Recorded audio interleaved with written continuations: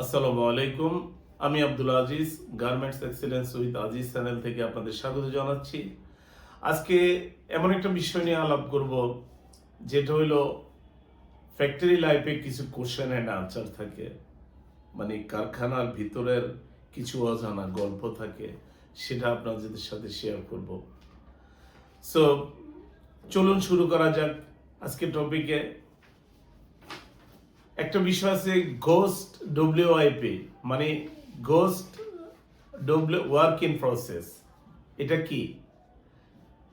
এটা হলো যে এই ওয়ার্ক ইন প্রসেসটা মানে ভৌতিক ওয়ার্ক ইন প্রসেস, ভৌতিক কার্যপ্রণালী। সেটা হলো আসলে মূলত যে আপনার সিস্টেমে কাজ দেখাবে, কিন্তু বাস্তবে আপনি সেই কাজকে কোথাও খুঁজে পাবেন না। এটা ট্র্যাকিং গ্যাপের কারণে প্রোডাকশন প্ল্যানিং এ বড় বিভ্রান্তি তৈরি করে। মানে ধরুন, এই আপনাকে বললো যে একটা পিও, এটা কি অবস্থায়, পিও তো শিপমেন্ট হয়ে গেছে, আসলে কোনো প্রোডাকশন কোনো ট্র্যাকে কিছু নেই, কিন্তু শিপমেন্ট হয়ে গেছে। মানে রং ইনফরমেশনটা হলো যে এটাকে বলে ঘোস্ট ডব্লিউআইপি। কেন কিছু অপারেটর ইচ্ছে করে ধীরে কাজ করে? এটা একটা হিডেন সমস্যা। যে আপনি দেখবেন যে নির্দিষ্ট একটা যদিও অ্যাসেম্বলির কাজ হয়, তারপরেও এফিসিয়েন্সি আসে না। এটা আসলে এটা স্কিল ইস্যু আমরা অনেকে ধারণা করি, কিন্তু এটা স্কিল ইস্যু নয়। এটা মূলত হলো ইচ্ছাকৃতভাবে স্পিড কমানো। ইচ্ছাকৃতভাবে এই স্পিডটা কমিয়ে তারা এক্সট্রা ডিউটি করার কথা চিন্তা করে। যে কাজটা আধা ঘন্টার ভিতরে হবে, সে কাজটা ইচ্ছা করে পরবর্তী যদি আধা ঘন্টা বা 15 মিনিট কাজ করতে পারে, তাহলে সে 1 ঘন্টা ওভারটাইম পাবে। এই আর হিডেন রিজেকশনটা কি? বড় ডিফেক্ট লুকাতে, মানে বড় ডিফেক্টটাকে গোপন করতে অনেক সময় ছোট ডিফেক্ট দেখে আমরা পাস করাই ইন্সপেকশনে। এটা একটা বিষয় আছে, এটাকে বলা হয় হিডেন রিজেকশন। কিন্তু পরে এই সমস্যা অনেক বড় হয়ে ফিরে আসে আমাদের মাঝে। তারপরে চতুর্থ নম্বরে আছে কোনো কিছু ডিফেক্ট বারবার একই লাইনে হয়। এটা হলো এটা কেন হয়? মেশিন সেটিং, অপারেটর হ্যাবিট, এই কম্বিনেশন চেঞ্জ না হলে ডিফেক্ট বারবারই রিপিটেডলি হবে। কমফোর্ট জোন লাইন কি? গার্মেন্টস একটা শব্দ আছে, কমফোর্ট জোন লাইন। এটা হলো এমন এক লাইন যেখানে সবাই একইভাবে কাজ করে অভ্যস্ত। নতুন মেথড ইন্ট্রোডিউস করলে রেসিস্টেন্স তৈরি হয়, মানে এটা বাধা সৃষ্টি হয়। সাইলেন্ট বটল নেক কি? গার্মেন্টস আরেকটা শব্দ আছে, সাইলেন্ট বটল নেক। এটা এমন এক প্রসেস যেখানে ডিলে চোখে পড়ে না। আপনার যে দেরিটা যে হচ্ছে, এটা আপনার চোখে পড়বে না, কিন্তু পুরো প্রোডাকশন ফ্লোটাকে থামিয়ে দিবে বা একদম স্লো করে দিবে। কিন্তু যে প্রসেসটার কারণে হয়, এটা হিডেন থাকে। এটাকে বলা হয় সাইলেন্ট বটল নেক। ফ্যাক এফিসিয়েন্সি কিভাবে তৈরি করা হয়?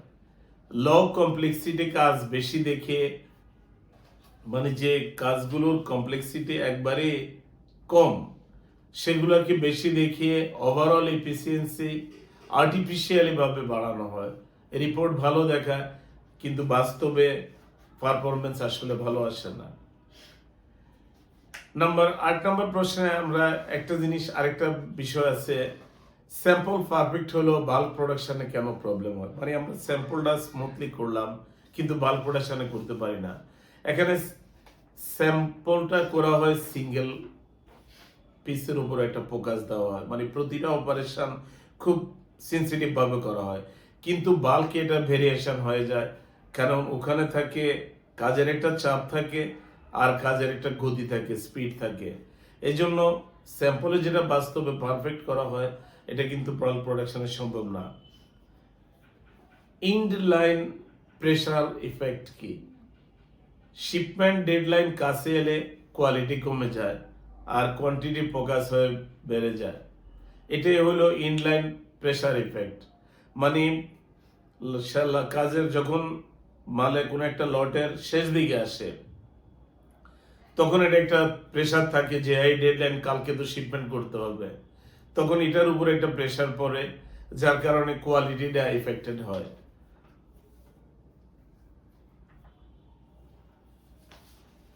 তারপরে প্রশ্ন যদি আমরা আরেকটা বিষয় আছে আমরা সেটা দেখি, ইনভিজিবল কাস্ট। ইনভিজিবল কস্টটা কি? যেমন ছোট ছোট দেরি, রিওয়ার্ক, ওয়েটিং, এগুলো আলাদা করে দেখা যায় না, কিন্তু এটা দিন শেষে একটা বড় ধরনের লস তৈরি করে। যেমন ছোট্ট একটা কাজ ভুল হলো, একটা মার্কিং ভুল হলো, তাতে সমস্যা কি? এটা একটা মাইনর না। কিন্তু এরকম যদি আপনি ক্রমান্বয়ে ভুল করতে থাকেন, মার্কিং ভুল হলে সুইং ভুল হবে, সুইং ভুল হলে এটার যে কোয়ালিটিটা সেটা ভুল হবে। এই ছোট্ট ছোট্ট ইস্যুগুলোই আসলে ইনভিজিবল কস্ট, যেগুলো ধরা যায় না কিন্তু আপনার লস হতে থাকে। লাইন সাইকোলজি কি? লাইন সাইকোলজি লাইনের মোড, প্রেশার, রিলেশনশিপ এবং প্রোডাকশনের উপর সরাসরি প্রভাব ফেলে। এটাই হলো আসলে লাইন সাইকোলজি। রিয়েল ইমপ্রুভমেন্ট আর শো ইমপ্রুভমেন্টের পার্থক্য কি? এখানে রিয়েল ইমপ্রুভমেন্ট হলো লং টার্ম একটা ভালো রেজাল্ট দেয়, আর শো ইমপ্রুভমেন্ট যেগুলো শুধু দেখানোর জন্য, যে একজন বলছে যে এটা হবে না, হ্যাঁ হয়ে যাচ্ছে, বা এটা ঝটপট এক পিস করে দেখালাম, কিন্তু এটা শুধু রিপোর্টে ভালো দেখায়, কিন্তু এটা লং টাইমের জন্য কিছু হয় না। এটাই আসলে এইগুলো হলো ফ্যাক্টরি লাইফের কিছু অজানা বাস্তবতা। আপনি যদি এমন আরো কিছু সমস্যা দেখেন বা পড়েন, তাহলে এগুলো সমাধানের উপায়ও আছে। তো যদি আরো কিছু জানতে চান, প্লিজ দয়া করে ভিডিওটিতে লাইক, কমেন্ট, শেয়ার করবেন, কারণ আপনার কমেন্টসের উপর পরবর্তী ভিডিও করার জন্য আমি উৎসাহিত হব। আজ এই পর্যন্তই, ধন্যবাদ। আসসালামু আলাইকুম।